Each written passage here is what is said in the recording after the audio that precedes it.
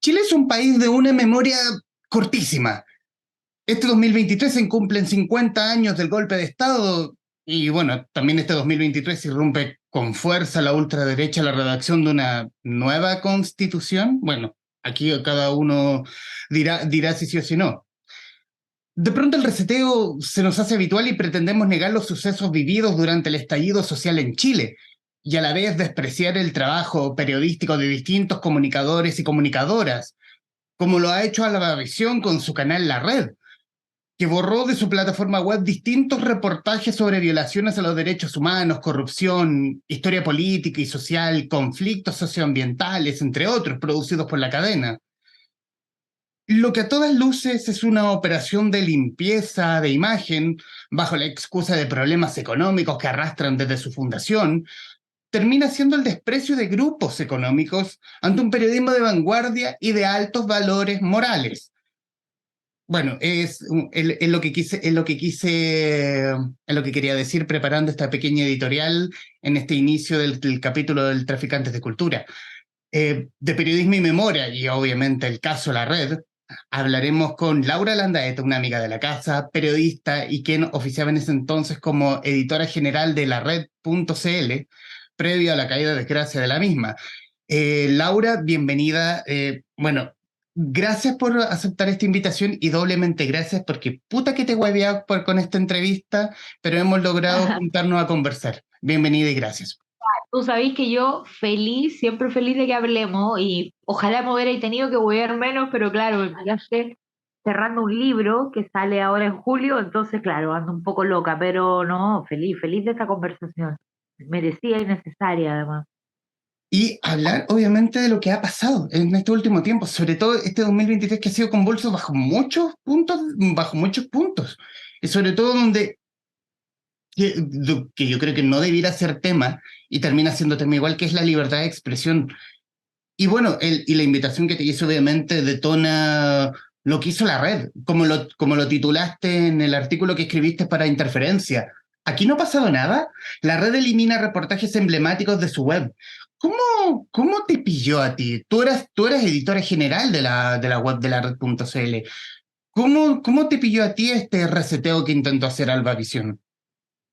Mira, la verdad me sorprendió porque uno nunca cree que la gente llega a tanto, ¿no? Uno siempre piensa que la gente se va a detener antes, incluso cuando se trata de maniobras políticas o económicas o lo que fuera. Pero por un lado me sorprendió, pero por otro lado también uno ya a estas alturas, ¿qué más podía esperar? Yo cuento en ese reportaje de Interferencia que estoy en medio de un proceso judicial por una denuncia que hice en contra de Gendarmería, particularmente de un operador político de Gendarmería que estuvo involucrado en la investigación contra Javiera Blanco por vender favores políticos a cambio de pensiones en Gendarmería. Entonces, en el contexto de esa investigación, en algún minuto el querellante contra mí, porque soy yo la que está querellada por injuria, el querellante pide borrar algunas cosas del sitio de la red como medida reparatoria para no seguir adelante con el juicio. Yo no estuve de acuerdo, pero antes de que yo dijera que no estaba de acuerdo, yo creo que la libertad de expresión y el trabajo profesional hay que protegerlo como corresponde, digamos, y si uno nada hace, nada teme. Pero mi abogado, como buen abogado, estaba asustado, entonces a él se le ocurrió llamar a la red sin siquiera preguntarme a mí, de hecho ya no es mi abogado por lo mismo. Y, y en la red le contestan y le dicen, sí, claro, nosotros podemos bajar estos reportajes, pero que la Laura baje el que escribió la interferencia. Se referían a aquel que escribí yo hace 2 meses atrás contando que Ángel González tiene 2 canales. Entonces ya después de eso, de esa maniobra tan asquerosa, obviamente te podía esperar cualquier cosa. La red tuvo una muerte súbita provocada por una línea editorial que provoca resquemor, sobre todo pensando en un país como este, donde el doble discurso expande cada día y como tú decías en tu editorial, somos un país borrego y con poca memoria, donde nuestras volteretas parecieran ser bipolares o psicopáticas, porque ya es tan difícil de entender cómo un día estamos peleando por algo y al otro día estamos en la vereda contraria como país en general, ¿no? Obviamente las individualidades son distintas. Entonces, era un proceso que ya se veía venir. Ellos estaban de muchas formas posibles tratando de acallar lo que se les vino encima. La red convocó a un grupo importante de periodistas con distintas trayectorias, pero todas ligadas a la investigación. Y en algún minuto, cuando nos sentimos pasados a llevar como trabajadores, como empleados, como seres humanos, sin tener nuestras cotizaciones al día, sin que nos pagaran nuestros sueldos, tengo compañeros con parientes con cáncer, compañeros con créditos hipotecarios perdidos, casas perdidas, no poder comprar los remedios para tu hija. O sea, la situación de mis colegas juntando plata con la familia para poder pagarse un almuerzo, weón, para celebrar un matrimonio. O sea, endeudados hasta el cuello, metidos en Dicom por pasar meses y meses y meses con retrasos de los sueldos y con hostigamientos financieros que lo único que querían era callar el periodismo que estábamos haciendo.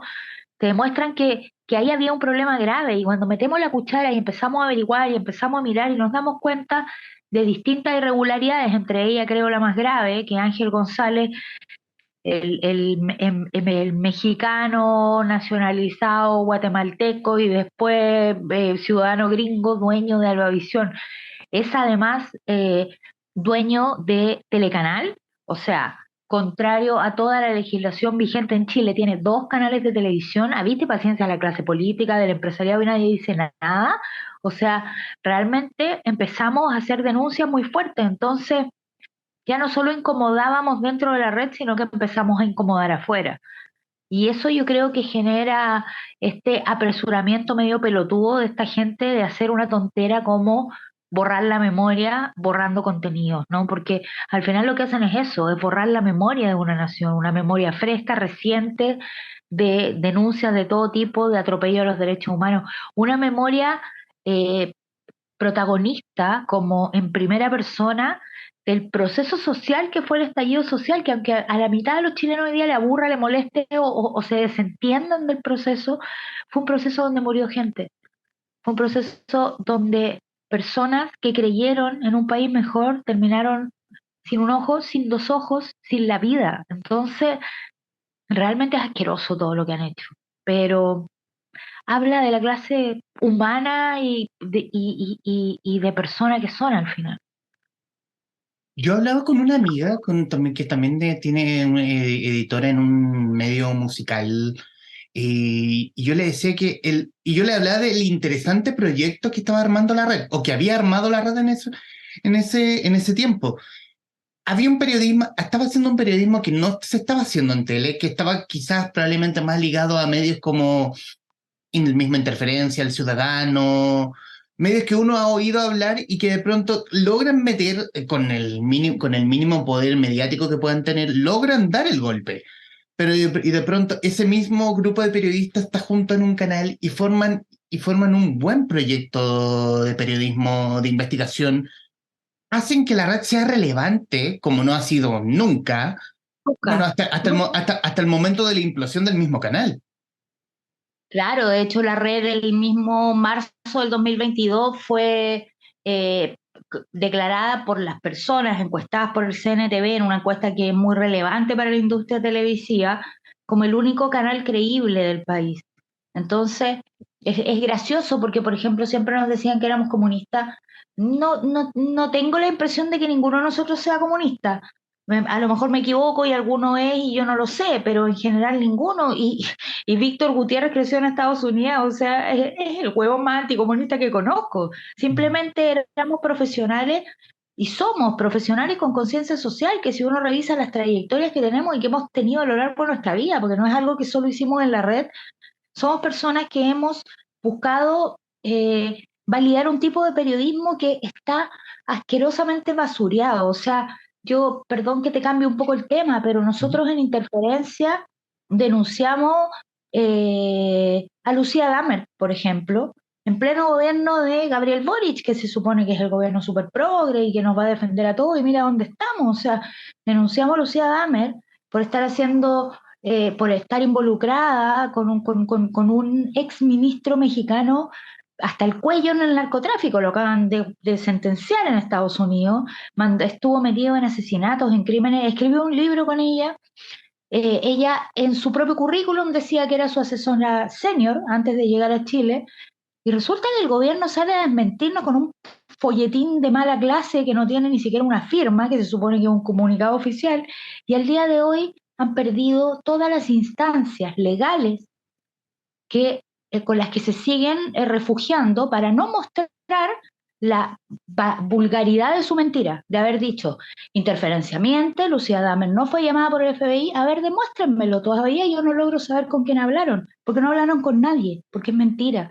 Entonces, el nivel de basureo que existe en general con el periodismo, Sebastián Piñera llamando a Estados Unidos para quejarse, un presidente llamando para quejarse por la línea editorial de un medio de comunicación, y esas cosas lamentablemente pasan porque en este país, con tanta complacencia, están acostumbrados a tener un periodismo servil, un periodismo que pertenece a los mismos grupos económicos, que pertenece a la misma clase política y que obedece a los mismos intereses. Entonces, cuando aparecen estos ejemplos alternativos de televisión, bueno, en el caso de la red televisión, que nunca había habido, y en el caso de CIPER, de Interferencia, del Ciudadano, de la revista Resumen de Concepción y otros medios de comunicación, eh, periodismo digital con menos alcance, pero llega la tele a meterse a lo mismo y claro, incomoda, cae mal.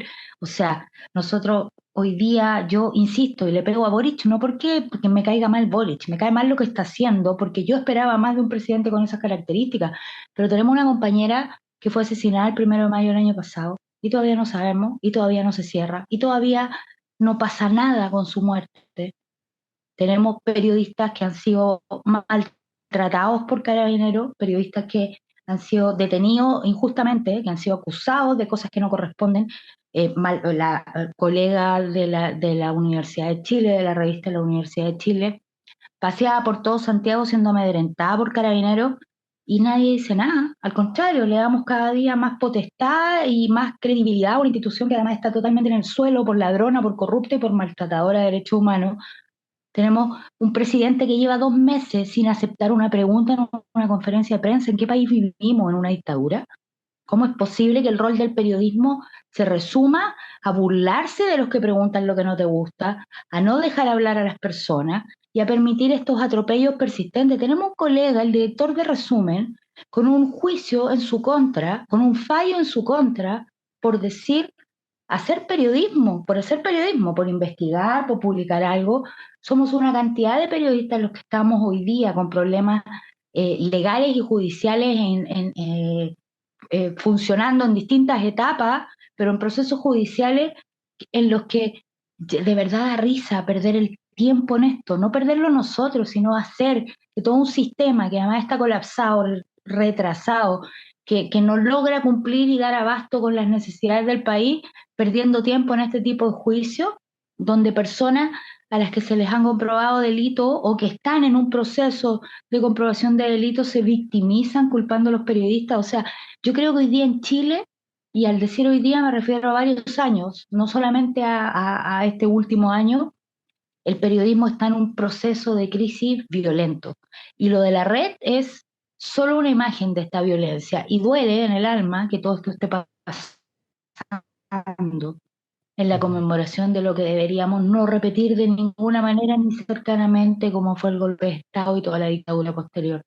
Cada día estamos más cerca de repetir tantas cosas. Nos prometimos como nación no repetir que da pena. Da pena que un colega esté preso por escribir, por ser periodista. Da pena que un gobierno ocupe toda su maquinaria para desmentir la investigación de periodistas. Da pena que una colega haya muerto de un balazo en la cabeza hace un año atrás y todavía estamos esperando saber qué es lo que va a pasar realmente con su caso. Su familia todavía no encuentra justicia ni reparación. Todas esas cosas dan pena. Y resulta al menos curioso. Uno lo ve cercano como a un gobierno de izquierda que debiera ser un poquito más abierto, porque uno no espera tanto de Sebastián Piñera, pero sí esperaba un poquito más de Gabriel Boric respecto de información. Se me viene a la mente, Yo no esperaba nada. se me viene a la mente, No bueno, esperaba nada. uno es un poquito iluso. Eh, Se me viene a la mente Angela Merkel, que alguna vez, creo que era Angela Merkel que le dijo a la prensa, siendo no ella la paladina de la izquierda mundial, es como interpelando a la prensa diciendo, si tienen que investigar, investiguen, sean lo que son, incomoden, investiguen, pónganos en el tapete. Aquí ¿Qué parece pasa? que Que el periodismo es eso. aquí hay que tratarlos como si estuvieran como si fueran estatuas. O sea, y voy más lejos. Yo no sé si esta conversación realmente le va a parecer atractiva a tanta gente. Perdón por la patudez de guiar la conversación hacia ese punto, pero si estamos hablando de periodismo y libertad de expresión, en un mínimo momento histórico como este, en que estamos recordando los 50 años del golpe, tenemos que hacer hincapié en las cosas que no tienen que pasar. Y las cosas que no tienen que pasar, por ejemplo, es que un gobierno ocupe sus presupuestos para seguir pagándole publicidad a los mismos medios de derecha que pertenecen a los mismos grupos económicos que además potenciaron el golpe de Estado, como el grupo Edwards, yendo en desmedro del esfuerzo sobrehumano que hacemos un montón de colegas por levantar medios de la nada, y hablo de interferencia y hablo también de todos los otros medios que con dificultad sobreviven haciendo periodismo de calidad, denunciando temas de medio ambiente, temas de derechos humanos, con cercanía con los grupos sociales que están en oposición, denunciando las corrupciones. El trabajo que nosotros hacemos como periodistas de investigación muchas veces es mal pagado, mal agradecido, mal reconocido. Uno termina siendo un paria en muchas circunstancias, partiendo por un tema tan básico como el laboral. O sea, no, ¿quién va a querer contratar a estos gallos? Pregúntale a la Alejandra Mato, bueno, a Baibel o a cualquiera de nosotros que hemos escrito cosas que incomodan al poder. Entonces, finalmente, es como, tenéis que ser bien masoquista y bien huevón para querer hacer periodismo de investigación, porque no tiene por dónde, ¿cachai? No tiene por dónde convertirse en algo rentable. Yo veo a mis compañeros, mis colegas, están todos súper bien. Yo con cueva llego a fin de mes. Hay un montón de cosas domésticas, prácticas, diarias que hacen que el trabajo que uno hace sea más difícil. Entonces, cuando tenéis la responsabilidad como gobierno, como autoridad, de poder financiar, apoyar este tipo de periodismo, bueno, y silenciarlo, callarlo, humillarlo, maltratarlo, mentir sobre él, y más encima, ni siquiera tener la capacidad de apoyarlo para que pueda crecer. O sea, este gobierno generó y obligó a gestionar lo que me parece fabuloso que haya sucedido, pero el contexto en el que sucede, un gremio de medios digitales, que nace al alero de la necesidad de defenderse como medios digitales del sesgo, del maltrato, de la humillación, de la segregación de la que es permanentemente víctima, en desmedro de privilegiar medios de comunicación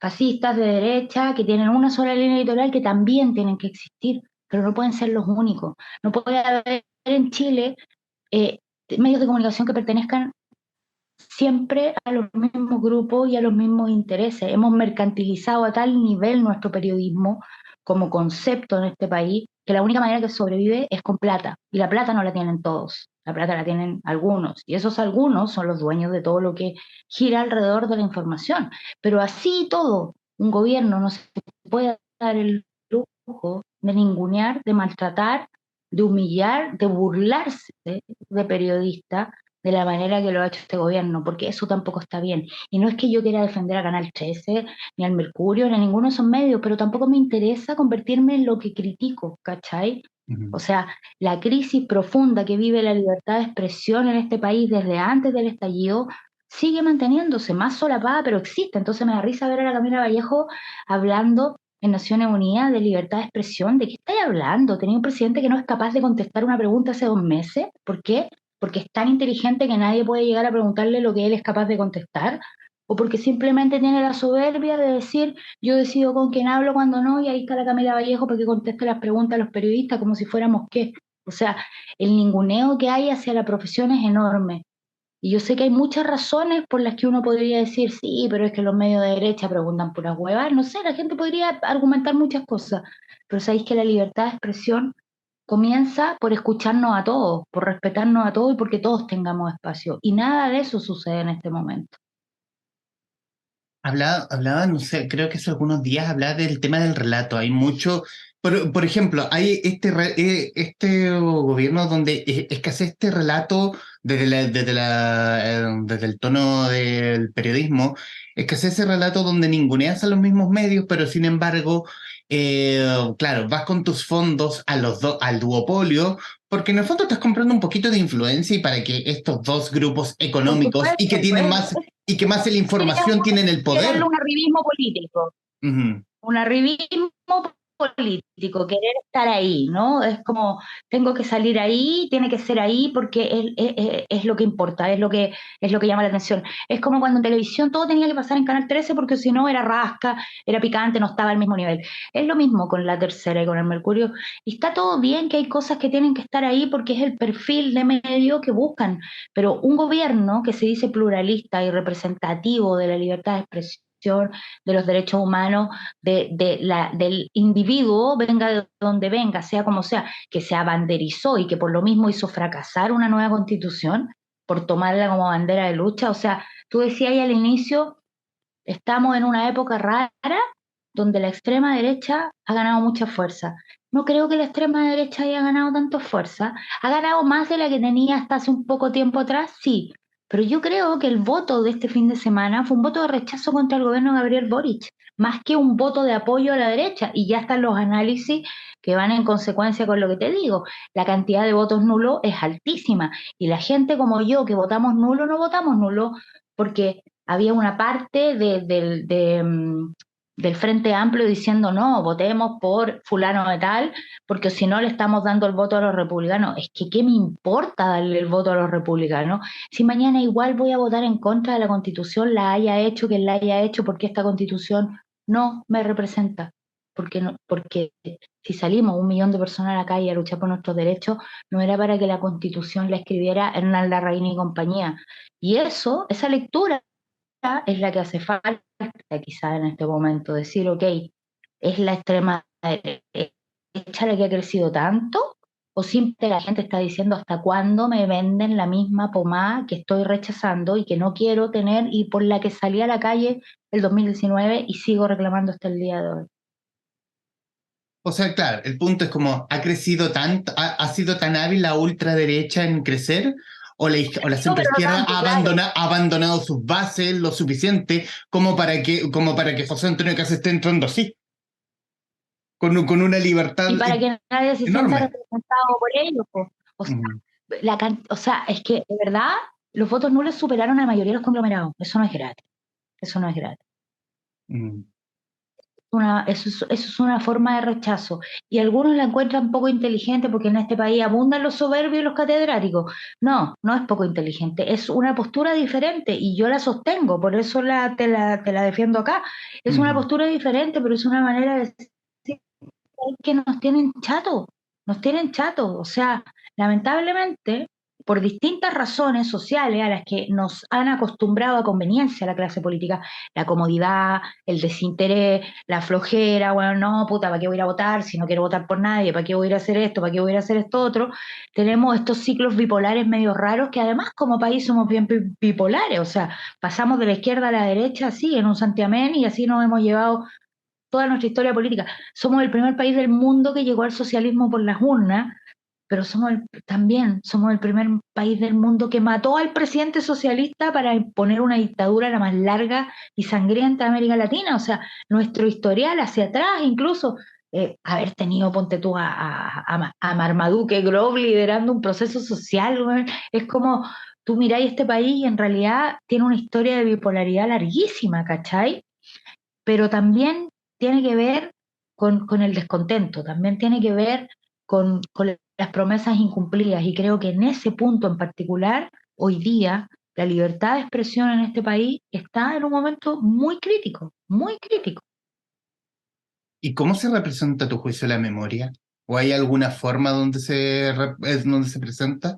Vi hace algunas semanas que de hecho están hablando de periodismo y Mm. donde en rigor las investigaciones periodísticas o la memoria misma o estaban en medios tipo Interferencia, El Desconcierto, El Ciudadano, CIPER, o estaban en un libro que tienen como, claro.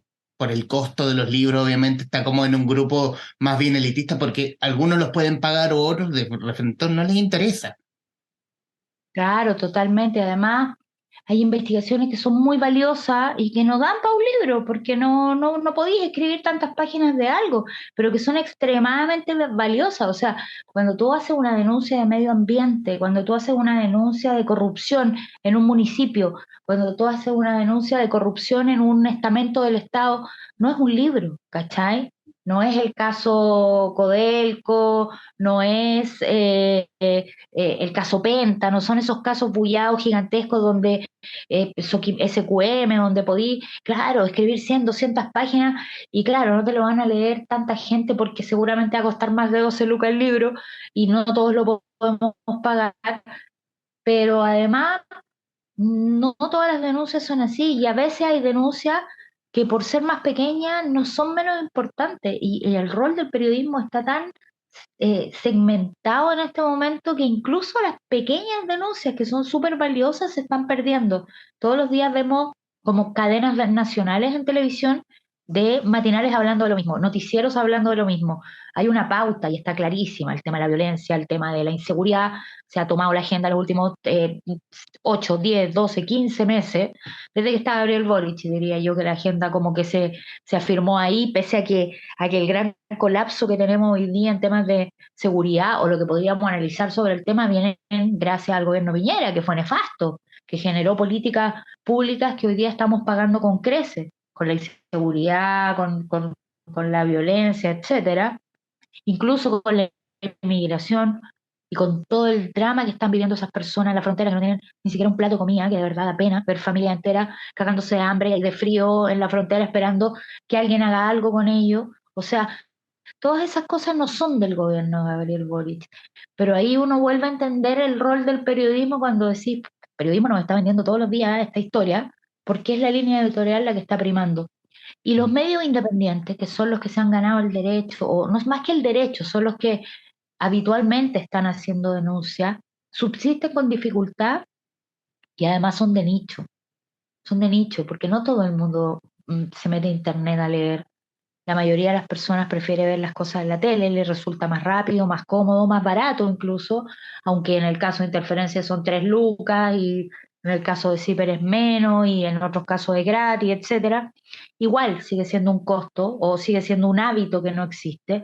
Entonces ahí también nuevamente la red agarra un rol que es fundamental y que incomodó demasiado al poder. Por eso terminan las cosas como terminan. Yo creo que una gran deuda que tiene este país con la historia breve, pero insignificativa que tuvo la red, es sacar a Ángel González de la propiedad de los medios de comunicación en este país.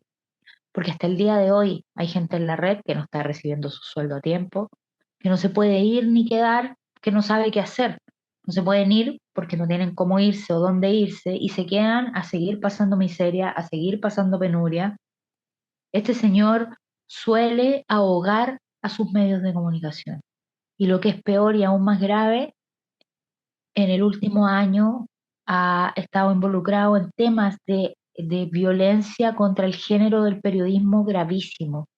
O sea, hay un director de un medio en Guatemala que ha sido amenazado de muerte, que ha estado preso, que está preso por haber dicho la verdad sobre los negocios que el conglomerado de Albavisión tenía con el gobierno guatemalteco. Entonces, más encima es una persona que no propicia la libertad de expresión. Entonces, es difícil creer que se va a hacer en este país gestos en contra de una persona con ese nivel de poder y que está involucrado en ese tipo de turbiedades, si ni siquiera lo hacemos con, con los casos que te nombraba al principio. O sea, ¿cuánto más vamos a esperar que la Francisca tenga justicia después de que recibió una bala en la cabeza, la periodista de La Victoria?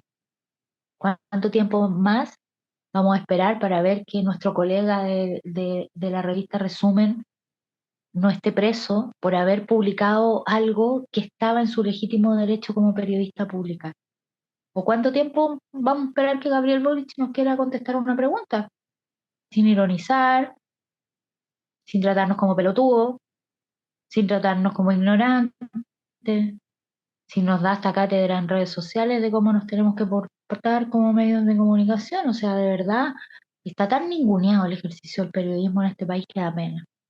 Y así es muy difícil entender o generar esta memoria, ¿no? Porque si no son medios perseguidos, son medios ninguneados o qué sé yo, finalmente el rol del periodismo es la creación del concepto de memoria, en la creación del imaginario colectivo sobre distintas épocas sociales del país, es importante, es súper importante. Entonces, si no tenemos respeto ni dignidad con ese tipo, con el trabajo que hacemos quienes lo hacemos, ¿qué le vamos a pedir al resto del país? ¿Que tenga memoria de qué? Si la memoria está sesgada, comprada por unos pocos, manejada por unos pocos, relatada por unos pocos. Como un país mandado a hacer, a tropezar con la misma piedra una y otra vez, y Mandado a hacer a etcétera. la medida de los que quieren que tropecemos con la misma piedra una y otra vez. Claro, Mm, totalmente. La realidad la construye la comunicación, desde ujú, todos los ámbitos, no solo desde el periodismo. Y cuando tu realidad interviene, por ejemplo, de sobremanera con la televisión, es como cuando te acordáis esa época en que todo era programa de farándula, ujú. como que al país no le importaba nada más, se estaban robando la mitad del país, pero no importa porque estábamos todos viendo con quién andaba la Kenita Larraín, o no tengo idea, lo que fuera, ¿no? Las modelos, qué sé yo. Te construye la televisión, no solamente la televisión, sino el periodismo, porque detrás de eso hay periodismo, te construye una realidad en la que te obliga a vivir o en la que tú vives cómodamente porque quizás está muy bien contada, muy entretenida, qué sé yo. Yo trabajé en las últimas noticias, cuando era el diario más vendido de Chile, en un solo año hice más de 300 portadas una vez. Eh, y te construía una realidad que era desde la liviandad, desde la entretención, porque no tenía un sesgo político, porque era tan liviano que ni para eso le daba, pero seguía siendo el diario, uno de los diarios de los Edwards. Entonces era un diario que captaba la atención nacional, porque que nadie se levantaba sin leer el diario, aunque no lo reconociera, y se tomaba la agenda. Y todos los otros temas pasaban a segundo plano. Eran súper poco importantes porque todos queríamos saber quién venía en la portada del uno o cuál era el nuevo Cagüín de Cecilia Boloco. No tengo idea, ¿cachai? Entonces, el rol del periodismo cuando no está en la vereda del commodity, en la vereda de hacerle el juego a los grupos de poder, es importante y merece respeto. Entonces, uno habría esperado que un gobierno invirtiera en medios de comunicación alternativos, dándoles la misma publicidad millonaria que le paga a los medios tradicionales del duopolio por poner las campañas de vacunación o qué sé yo, porque tenéis tantas maneras de ayudar a subsistir un medio. Tú le ponías una publicidad del Ministerio de Salud y las vacunas bivalentes, así vivir un medio independiente. Le ingresáis 1 o 2 millones de pesos y eso con un medio independiente es mucha plata y seguís haciendo que el periodismo siga funcionando libremente y que coexista. Los medios se han obligado, los medios alternativos, y eso ha sido positivo, pero también ha sido doloroso, a tener que hacer alianzas internacionales. Y existen hoy día muchos medios de nicho de los que la gente ni habla, que son espectaculares. Hay medios feministas que son increíbles, pero son tan pequeñitos, están tan anichados que ojalá todas las mujeres del país tuvieran acceso a esas tremendas columnas de minas como la Carolina Roja, que escriben increíble, que tienen una conciencia enorme, que todas las mujeres de este país pudieran tener acceso a eso, pero te das cuenta que finalmente terminan siendo unos pequeños medios que algunos leen, que algunos comparten, y así el rol de la investigación y el rol del empoderamiento desde el periodismo se va perdiendo, ¿cachai? Ujú. Hay, uy, qué difícil la pregunta porque va a ser, porque una pregunta obvia y la respuesta va a ser aún más obvia. ¿Podemos hablar de libertad de expresión en este país? Hoy día, Ujú. po- muy poca, muy poca. Y por eso yo encuentro una patudez ver a la Camila Vallejo hablando en la ONU de libertad de expresión. Eh, Hoy día o sea, es que yo insisto, yo no sé si la gente, a lo mejor acá los Boric lovers me van a hacer pedazos por todo lo que he hablado, pero ¿sabéis qué pasa? Que no se concibe un gobierno democrático con las características que debería tener este gobierno vendió que iba a tener, donde un presidente se da el lujo de no contestar una pregunta por 2 meses. 2 meses sin contestar la pregunta de un periodista. haciendo, o sea, porque nosotros nos burlábamos de los monólogos de Piñera, eternos, pero claro, este puede ser menos delirante, pero está haciendo exactamente lo mismo. No contestar preguntas, tomar la decisión él de qué es lo que, o sea, cuando él asume y le da a todo el mundo, no me acuerdo, creo que eran 10 minutos, yo estaba en la red en ese momento y era como ya, 10 minutos para todos los medios, pero don Francisco va a estar media hora. ¿Por qué? Estás asumiendo, eres el presidente elegido democráticamente por un conglomerado que además se abanderizó con una lucha democrática y social importante, la más importante que hemos tenido en los últimos 50 años, y estás eligiendo hablarle media hora a don Francisco y 5 minutos a los otros medios de comunicación, incluyendo los canales de televisión y todo. ¿Por qué don Francisco es más importante que, no sé, que Gustavo Marén de la red? O que da lo mismo, Iván Núñez de TVN, da lo mismo. ¿Por qué? ¿Por qué hacemos eso? ¿Por qué el Mercurio tiene las campañas del gobierno y no las tiene CIPER, Interferencia, El Desconcierto, Resumen, El Dínamo, El Ciudadano o cualquier otro medio digital más pequeño? Que también la podría compartir, ni siquiera estamos diciendo que no se la den al Mercurio, compártala con los más pequeños. ¿Por qué cuando un periodista o un canal de televisión pregunta algo que no te gusta, te ríes con toda tu camarilla de ministros del periodista? Y ojo, estoy defendiendo un huevón de derecha o una línea editorial de derecha, porque la discusión va 3 cuadras más allá de si es de derecha o no. La discusión va simplemente al hecho de que hay que tener libertad de expresión. ¿Cachai? Entonces tú me preguntas a mí, ¿hay hoy día libertad de expresión? No, pues. O sea, sí, no me están matando por hacer este live contigo, supongo, pero ya me trataron de mentirosa, ya hicieron un comunicado oficial con un membrete, con un logo del gobierno de Chile, mintiendo con una información, pero diciendo que la que mentía era yo. O sea, no estoy en dictadura, pero tampoco tengo libertad de expresión. Laura, y uy, podríamos estar un buen rato más, pero en los minutos que nos quedan de esta grabación, quiero darte las gracias.